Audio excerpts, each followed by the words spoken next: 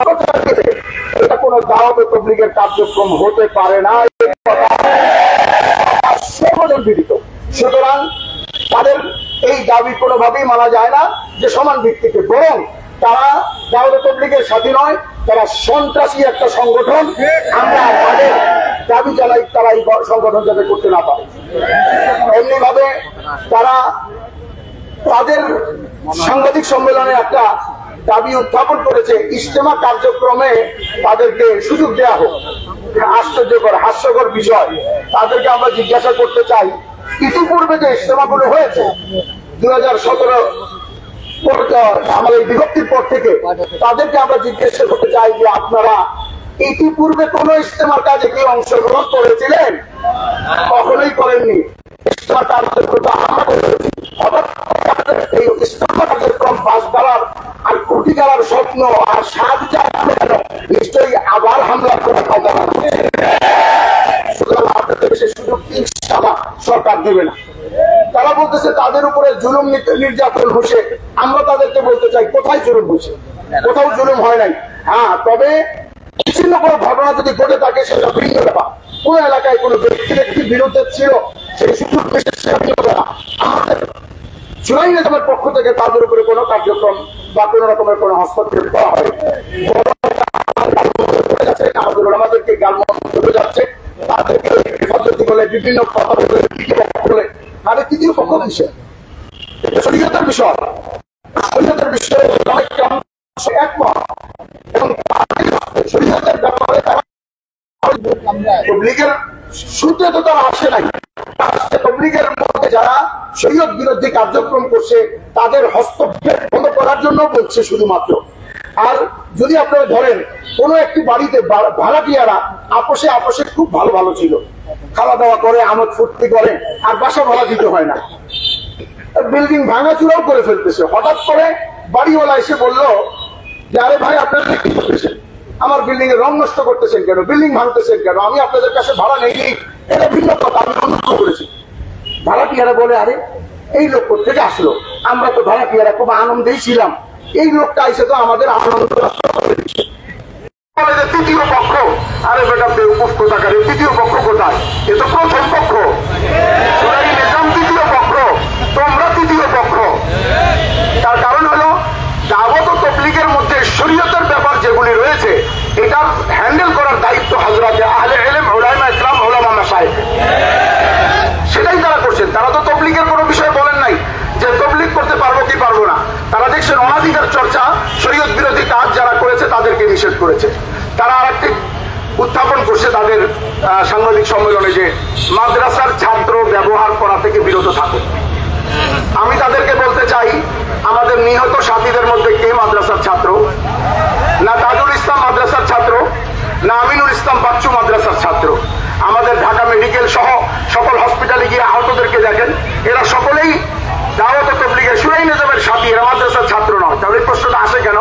এটা তারা আমাদের উপর একটা তকমা লাগিয়ে আমাদেরকে কাবু করার একটা ষড়যন্ত্র করেছে যে মাদ্রাসার ছাত্ররা বা মাদ্রাসার ছাত্রদেরকে ব্যবহার করে এটা করা হয়। এই কাজটা করার এই ভিন্ন প্রয়াস তারা চালাইছে একটা জিনিস দিয়ে, সেটা হলো টঙ্গীর ময়দানে একটি মাদ্রাসা আছে, এটা আপনারা জানেন। টঙ্গীর ময়দানে আমাদের এই কাকরাইল মাদ্রাসার একটা শাখা বাচ্চাদের নুরানি নাজেরা হিফজ বিভাগটা টঙ্গীতে আছে, সেখানে ছোট ছোট বাচ্চারা পড়াশোনা করে। তাদেরকে তারা ফুটেজ করে ভিডিওতে দেখায়, দেখেন এই বাচ্চাদেরকে নিয়ে আসছে মারার জন্য। আরে ওরা তো ওইখানে ময়দানে থাকে, ওরা তো ময়দানে পড়াশোনা করে। বলতে চাই, এই যে মাদ্রাসার ছাত্রের কথা আপনারা যে ব্যবহার করছেন এটা সম্পূর্ণ একটা মিথ্যা কথা। এই মিথ্যা কথার তকমা দিয়ে আমাদেরকে আর জনগণকে, সাংবাদিক ভাইদেরকে ধোঁকা দেওয়ার চেষ্টা করবেন। আরেকটি হলো তারা বলছে তাদের ওই সাংবাদিক সম্মেলন থেকে দাবি জানাইছে যে মসজিদ মাদ্রাসার নিরাপত্তা দিতে হবে। তাবলীগের এই মার্কাজ, কাকরাইল মার্কাজ, উভয় জায়গা থেকে তাদেরকে আপনারা সম্পূর্ণরূপে বিতাড়িত করে সরকারিভাবে এই সংগঠন আর সরকারিভাবে এই হামলা ও সন্ত্রাসীদেরকে নিষিদ্ধ করা হোক। আমরা এই দাবিগুলি তাদের থেকে জানাচ্ছি। এখানে আরো কয়েকটি তারা বিভিন্ন প্রশ্নোত্তর পর্বেও সাংবাদিক ভাইদের কাছে বলেছে যে আমরা দুই পক্ষ না, আমরা তাবলীগের মুরব্বিয়ানে গ্রামের পরামর্শক্রমে চলবে, এটাই স্বাভাবিক। তারা বলতে চায় তাদের ওই সমস্ত প্রশ্নোত্তরে তারা বলছে মিছিল মিটিং এটা তাবলিগের ইতিহাসে নাই, মিছিল মিটিং তাবলিগের ইতিহাসে নাই। তো আমরা তাদেরকে বলতে চাই, তাহলে খুন খারাপি আর হত্যা কি তাবলিগের ইতিহাসে? আর শপথ নিতে রাজি আছি, তোমরা আসলে কথা আমরা তোমাদের সাথে সামনে বসতে চাই যে আমাদের সাথীরা একটা বাস পর্যন্ত সেখানে রাখে নাই, বরং তোমরা এগুলি সাথে নিয়ে আসছো। ভিডিও ফুটেজ আছে যেখানে স্পষ্ট আছে তারা রামদা ইত্যাদি নিয়ে তারপরে তারা আসছে। তো আমি সামনে দিয়ে দিই আমাদের শীর্ষস্থানীয় ওলামায়ে কেরাম এবং তাবলিগের মুরব্বীরা উপস্থিত হয়েছেন। এখনই ইনশাআল্লাহ আমাদের আজকের প্রেস ব্রিফিং শুরু হবে।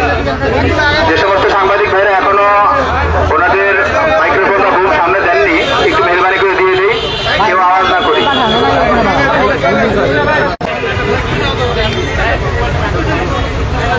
বিসমিল্লাহির রহমানির রহিম। আমার নাম কিফায়েতুল্লাহ আজহারি, উত্তরা জামিয়াতুল মানহালের খেদমতে আছি। বিসমিল্লাহির রহমানির রহিম। আজকের জরুরি সংবাদ সম্মেলনের মূল বক্তব্য আপনাদের সামনে উপস্থাপন করছি। রক্ষণাবেক্ষণের দায় দায়িত্ব বিগত বৎসরগুলোতে শুরাই নিজামের উপর সম্পূর্ণরূপে ন্যস্ত ছিল, কিন্তু বড় পরিতাপের বিষয় যে গত 17 ডিসেম্বর 2024 ইংরেজি রোজ মঙ্গলবার গভীর রাতে ডঙ্গিরা এতটাই হিংস্র হয়ে উঠে যে বিভিন্ন হাসপাতালে চিকিৎসারত আহতদের উপরও হামলা চালাতে তারা দ্বিধাবোধ করেনি।